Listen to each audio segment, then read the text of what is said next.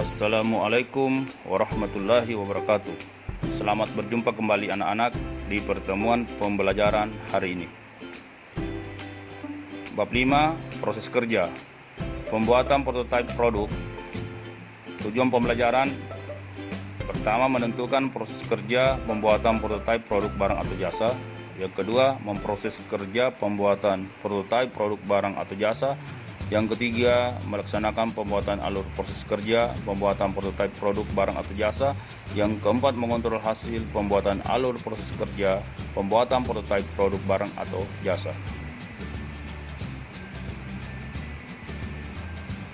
Adapun peta konsep, di mana tahapan-tahapan pembuatan prototipe produk, kemudian bagaimana keunggulan dan kelemahan produk tersebut, kemudian bagaimana proses kerja pembuatan prototipe produk.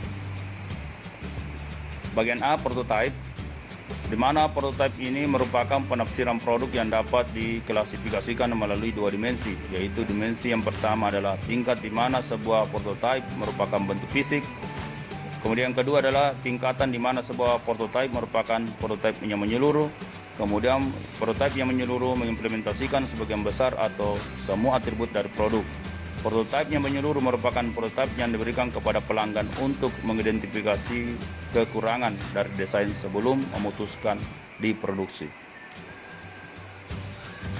Bagian B, tahapan-tahapan pembuatan prototipe produk.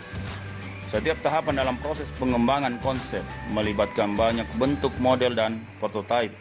Hal ini mencakup antara lain model pembuktian, konsep yang akan membantu tim pengembangan dalam menunjukkan kelayakan.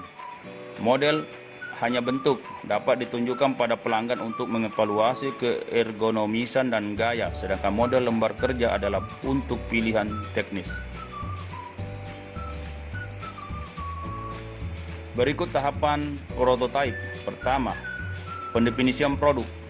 Merupakan penerjemahan konsep teknikal yang berhubungan dengan kebutuhan dan perilaku konsumen ke dalam bentuk perancangan, termasuk aspek hukum produk dan aspek hukum yang melibatkan keamanan dan perlindungan terhadap konsumen.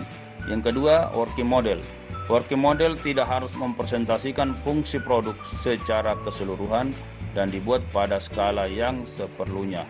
Working model juga dibangun untuk menguji parameter fungsional dan membantu perancangan prototipe rekayasa. Yang ketiga, prototipe rekayasa atau engineering prototype. Prototipe rekayasa ini dibuat untuk keperluan pengujian kinerja operasional dan kebutuhan perancangan sistem produksi.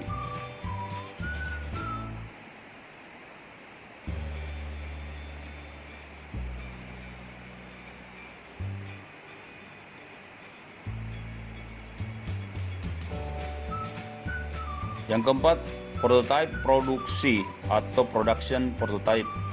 Bentuknya dirancang dengan seluruh fungsi operasional untuk menentukan kebutuhan dan metode produksi, dibangun pada skala sesungguhnya dan dapat menghasilkan data kinerja dan daya tahan produk dan partnya.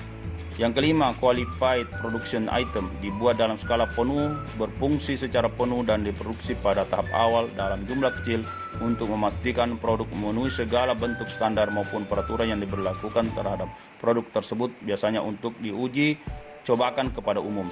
Yang keenam, model, merupakan alat peraga yang mirip produk yang akan dibangun. Secara jelas menggambarkan bentuk dan penampilan produk baik dengan skala yang diperbesar. C. Kegunaan prototipe. Dalam proyek pengembangan produk, prototipe digunakan untuk 4 tujuan, yaitu 1. Pembelajaran.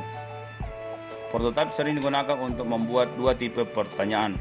Akankah dapat bekerja? Dan sejauh mana dapat memenuhi kebutuhan pelanggan? Saat harus menjawab pertanyaan semacam ini, prototipe dilakukan sebagai alat pembelajaran. Yang kedua, komunikasi. Prototipe memperkaya komunikasi dengan manajemen puncak, penjual, mitra, keseluruhan anggota, tim pelanggan dan investor. Hal ini benar karena sebuah gambar alat tampil 3 dimensi dari produk lebih mudah dimengerti daripada penggambaran verbal, bahkan sebuah sketsa produk sekalipun.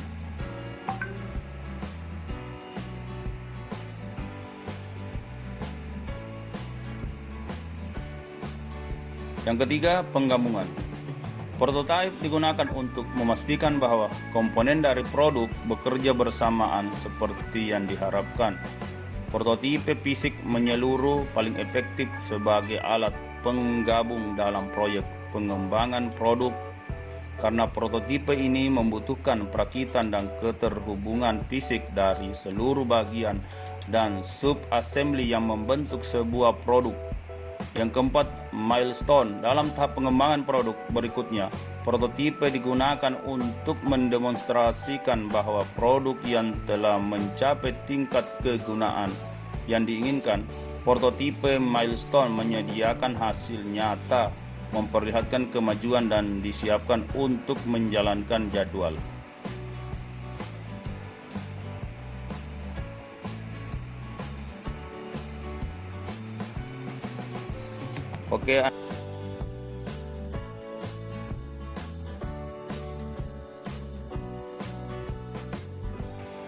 Oke, bye-bye.